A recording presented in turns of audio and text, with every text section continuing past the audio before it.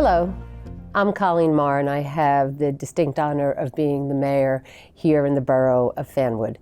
And today I have the pleasure of sitting down with some familiar faces in our community. And we're going to be having a conversation about the upcoming referendum that the Board of Education is sponsoring. So I want to welcome my friend and colleague from Scotch Plains, Mayor Josh Lusardo. Morning. Good morning. I also would like to welcome two members of the Board of Education, Amy Winkler, who is elected by the voters. Hello. And Dr. Joan Mass, who leads the Board of Education. Hello, Dr. Mass. Good morning. It's great to be here. Well, it's really great, I think, that we all are here.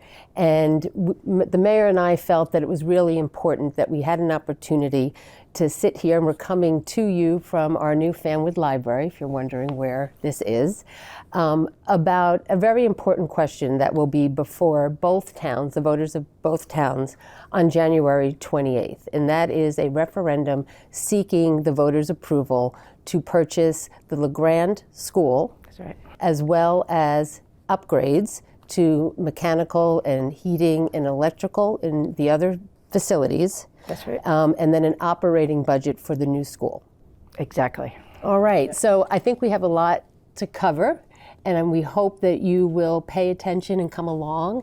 And we hope at the end of this that we answer some of the questions that you may have. So today we're going to break this down, I think, into four central themes that we can then cover a lot of information. So we're ready? We're ready. All right. So I would like to ask first, I think, for whether it's Amy or you, Dr. Mass, or jointly, to talk a little bit about why we are going back out for a referendum. You know, we had a referendum, and it was primarily driven by space. So I think that's where we should start, because this would be a second referendum on that important topic. So why don't we just talk a little bit about why does the district need space?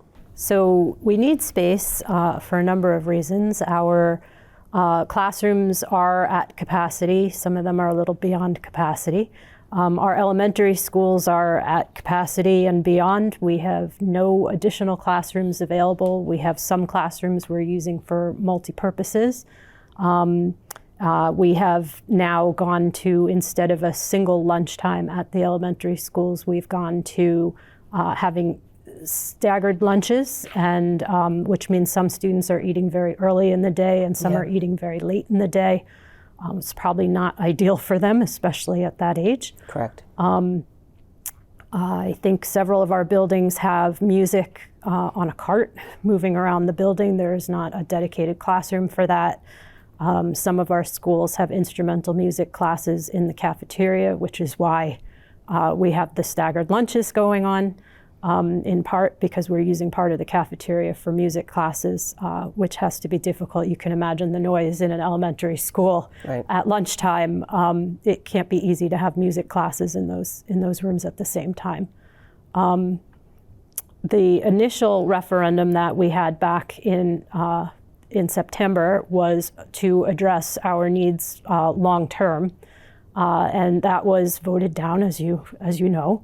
So now we're looking at just addressing what our current needs are, and if we can make additional spaces in the elementary schools by pulling out the pre-K classes, then that will address our most pressing needs at this time. So Dr. Mass, why don't we talk just a little bit more about that, pick up where Amy sort of left off, because the space is really the fundamental reason for the referendum. And so, you heard what the community said when they went to the polls and voted down the first referendum, which was really tied to a much larger plan with a much larger financial amount tied to it. That's right. So talk a little bit about what this is. So really, we heard the community. We went back to the table. We had an open future planning meeting with 60 community members, and we listened to their feedback. And what we were able to really come across, what we were able to come to consensus with, was that we needed to address the current problem. And the current problem is really a good one, because people want to raise their kids in Scotch Plains, Fanwood. The towns are just wonderful places for families and kids.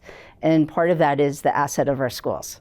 And right now, at our elementary schools, we're out of space. There isn't one extra classroom in any of our elementary schools. And that's quite remarkable because we just added several classrooms, 7, I believe, over at Evergreen because the board moved out of that space to create additional classroom space. So even with that relief across the district, we still don't have one extra classroom. So what that means is as more kids come in, class sizes get larger, lunch periods get more crowded, or you have to add more lunch periods that extend the time when kids are eating, or even worse, they might have to eat in their classroom.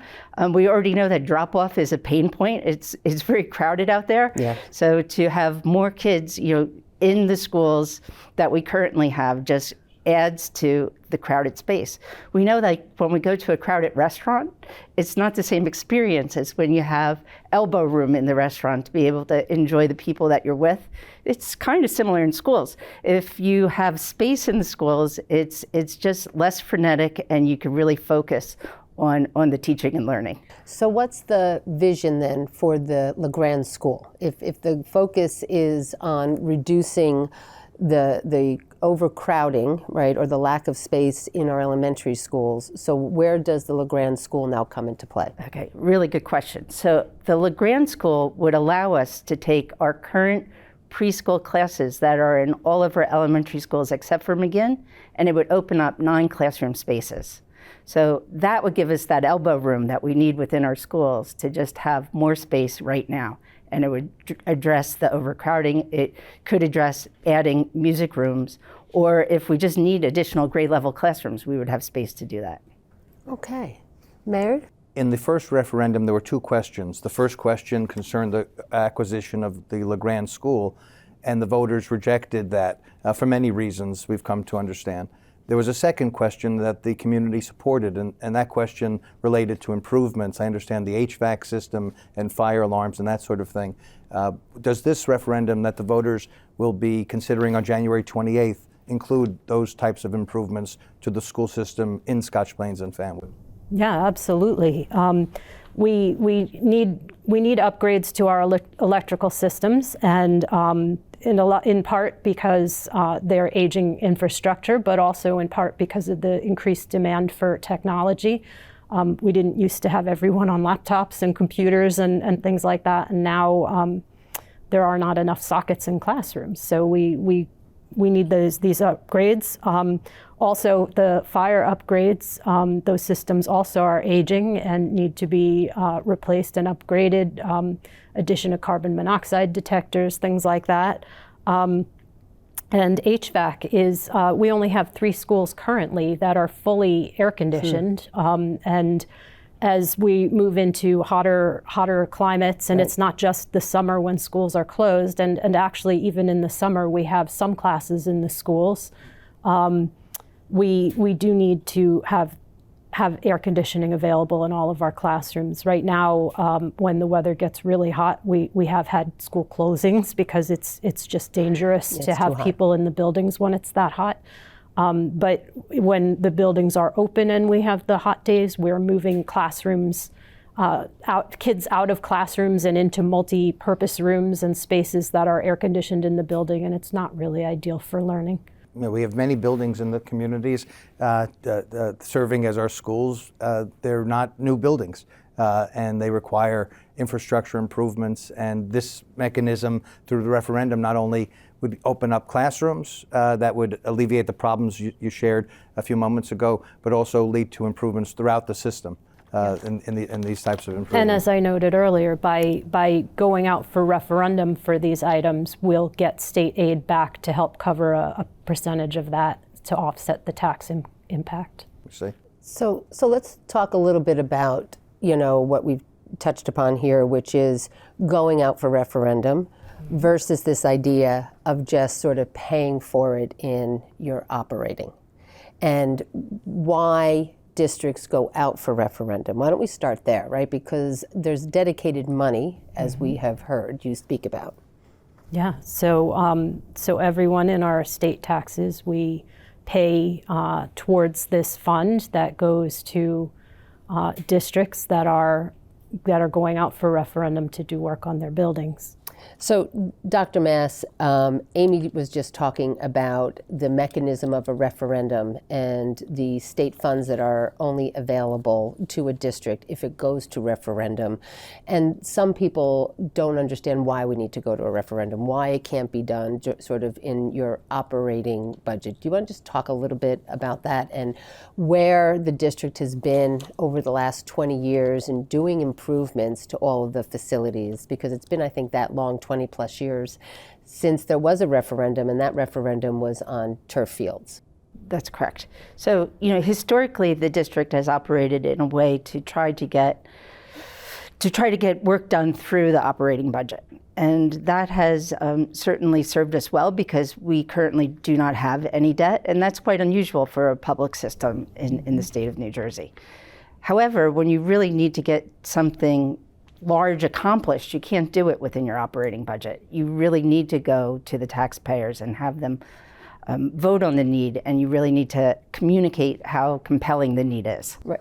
And the nuance is, I think, for us as mayors in local government is that local government doesn't operate that way, right? We're able to raise debt, and there's a process, right, of going out for a bond and doing, a public hearing and laying our stuff out. The difference with public schools is that voters need to approve your spending. And that, I think, is the difference that I'm hoping the community hears, right? So for all the last 20 years, the improvements that they have seen have really been done through the operating budget that is raised through taxes. That's correct. And now we're at a point where the needs are really significant in space and significant in HVAC and fire and electrical. Exactly. And you can't just piecemeal it anymore. Right. Because I think that's what's been done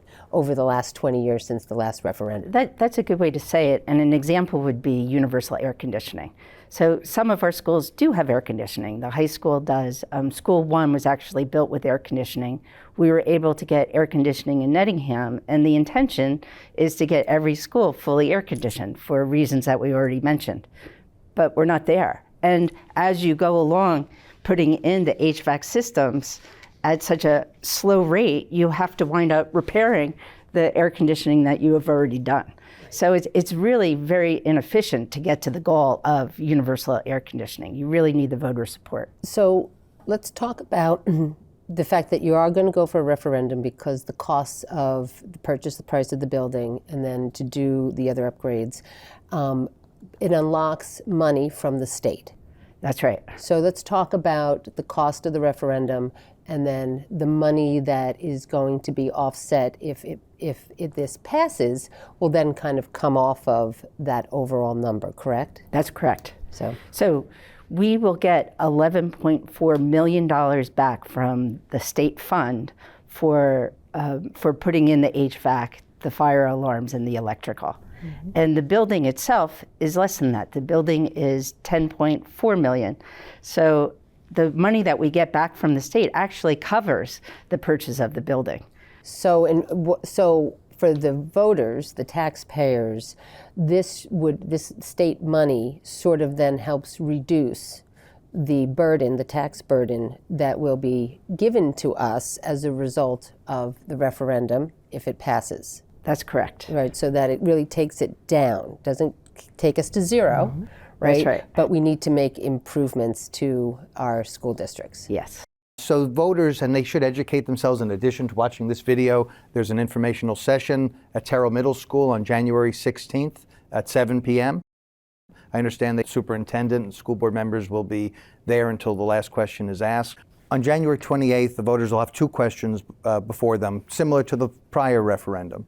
The first question relates to the acquisition of Grande School, and the second question relates to the staffing of Grande School. And I understand there are different price tags on both questions.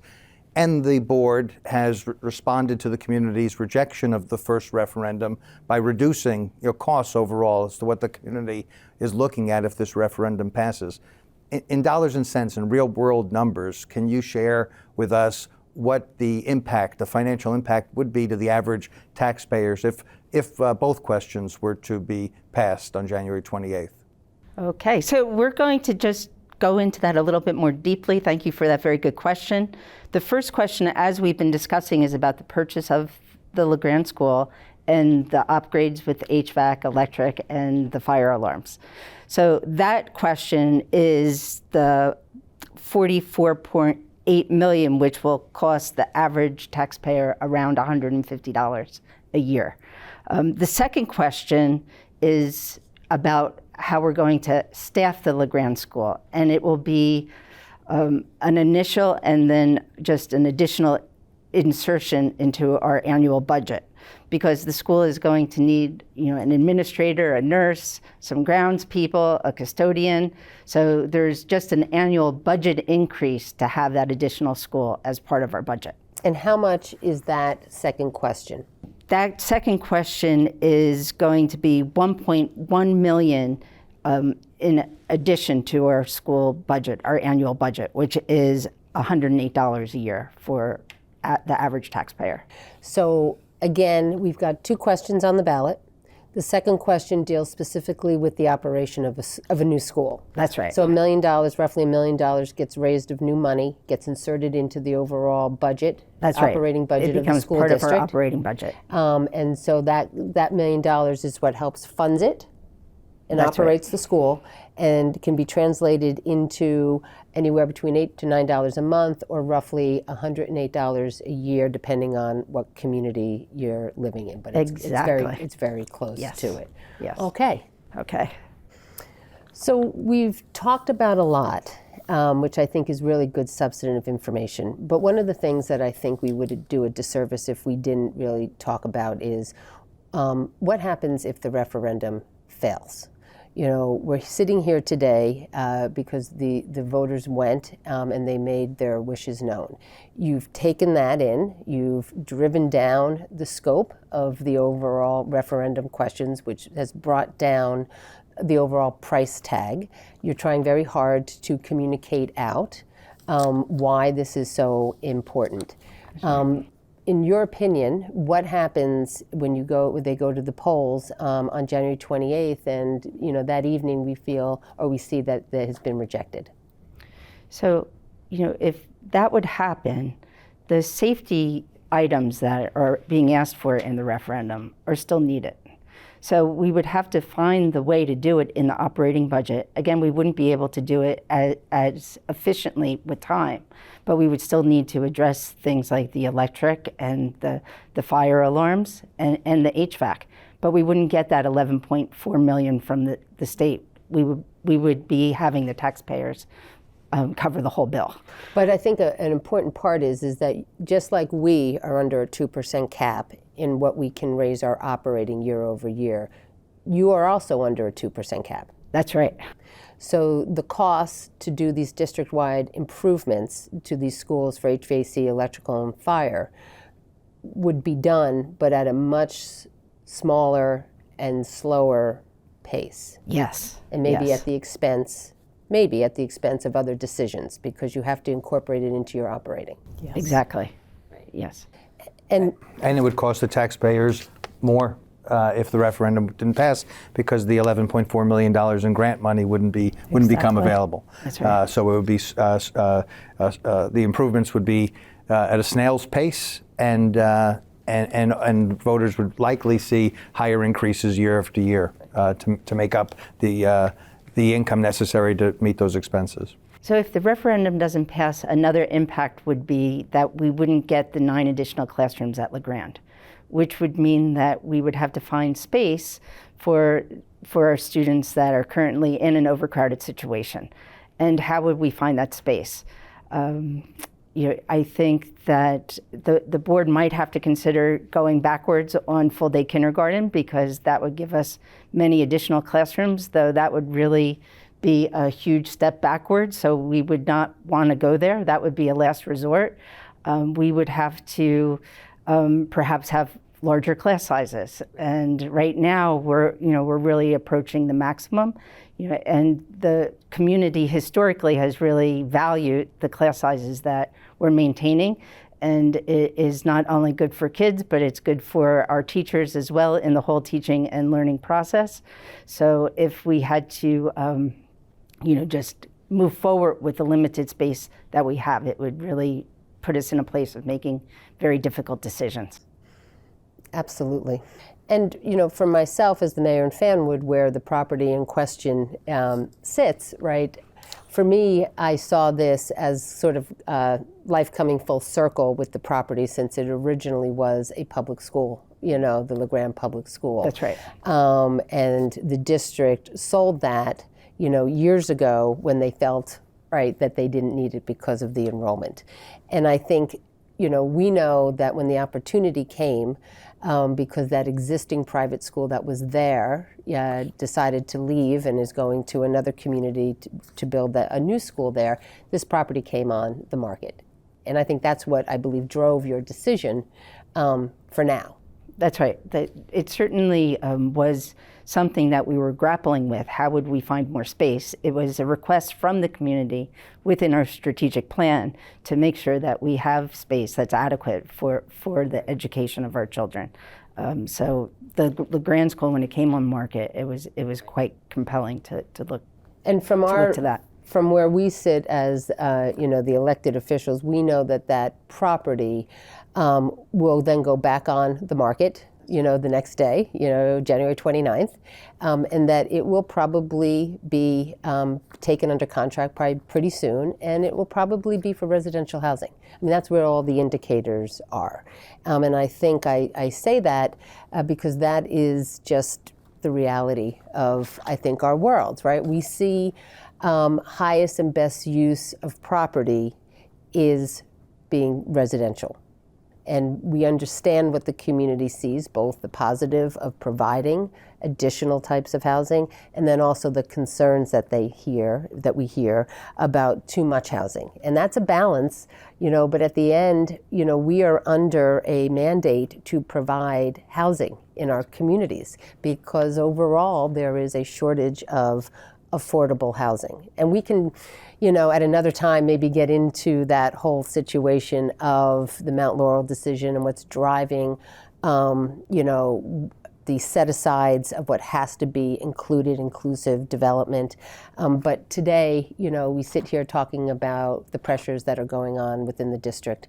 And if this referendum isn't successful, I think for my community, I think they're smart enough to understand that what will happen, and I think for you, that will provide the education for what would be probably residential, it will just be additional students that will be coming out of a possible redevelopment site there, So if the referendum is successful, the schools would acquire LeGrande. It would protect that property from becoming an additional additional residential housing. And it would also, I know you've shared with the community before, you've considered doing construction in all the schools and making other changes to respond to the overcrowding. Could you share with us why adding a floor or additional classrooms to other buildings is not as preferable as acquiring the LeGrande School? So there are many reasons. One, for example, if you're adding up to build a floor on any of our single-story schools, that would be very disruptive. You would need to, close down that segment of the school that was being affected, and you'd have trailers on the property until the construction was completed, which not only is inconvenient, but it's also expensive. Costs much more. I think it's really important to emphasize that the LeGrande purchase and getting those 9 classrooms, it's cheaper per classroom than adding on a classroom to any elementary school.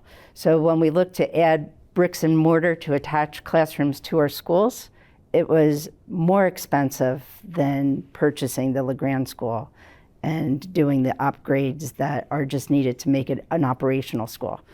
So the other challenge is if you're adding classrooms to schools, you're making that campus larger, and you're making the drop-off larger, you're making the lunch demands larger, you're making the special spaces of the media center, the libraries,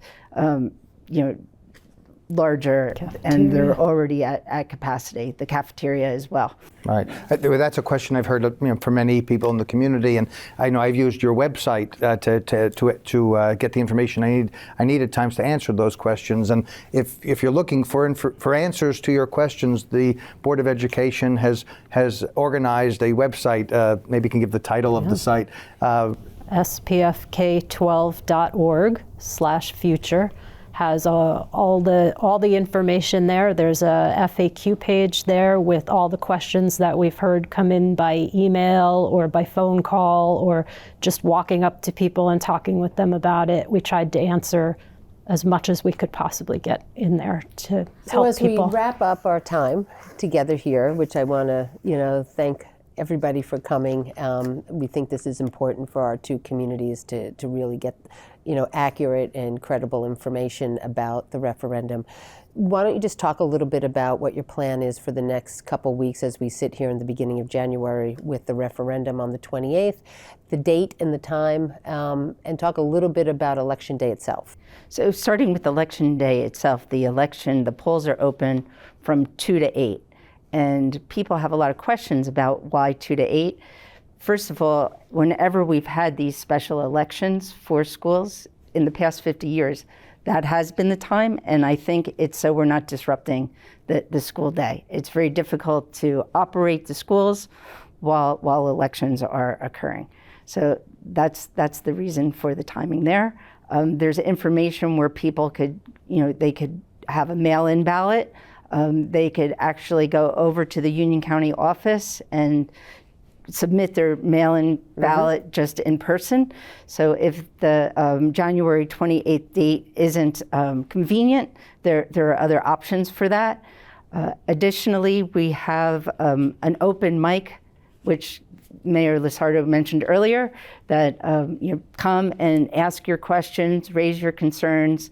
We will answer every question that you raise. The board members will be there, as well as the school administration. Additionally, there has been mailers to just remind you of those open mic nights, as well as when you could come and vote. And we also have a lot of information going out on social media, as well as print media. And we have the opportunity for you to email your questions, and we answer every single one of those. So if you would like to get your questions answered that way, that's another option. All right. Yeah, and that's all very helpful because we want the voters to be educated and get the right answers, factual answers, and there's mechanisms to do that clearly by attending these sessions or familiarizing themselves with the information on the website. Yep. And then most importantly, to vote on January 28th between 2 and 8 or sooner by mail, as the superintendent shared. We hope that all voters over 18 in Fanwood and Scotch Plains vote. It's very important to the communities that the referendum be fully considered, and then we'll hear what the voters have to say about this new referendum and whether the community supports making the changes that the board is proposing. Mm-hmm. Well, thank you again for sitting down with us. We really appreciate the time. We appreciate everything that you do every day for our kids, right? And really ultimately providing them with a world-class public free education. We know as mayors that the value of the homes in our community is tied to the strength of our public school system. We know that. And so for that, I think we would be remiss if we just didn't say thank you. Thank you for always putting our children first and providing the space for our teachers to do what they need to do. Well said. I know that's why I moved to Scotch Plains almost 20 years ago to raise my two children here and send them through the public schools, and they've been exemplary. And we appreciate the time this morning. Well, I'm a product of it, so Right. Here I sit. All right, so I hope you've enjoyed this interview, which we really are very happy to bring to you. We will be running this a lot on our public access stations, as well as pushing this out onto our social media. And if you have any questions for myself or the mayor, you can always reach out to either one of us. Take good care, be safe, and Happy New Year.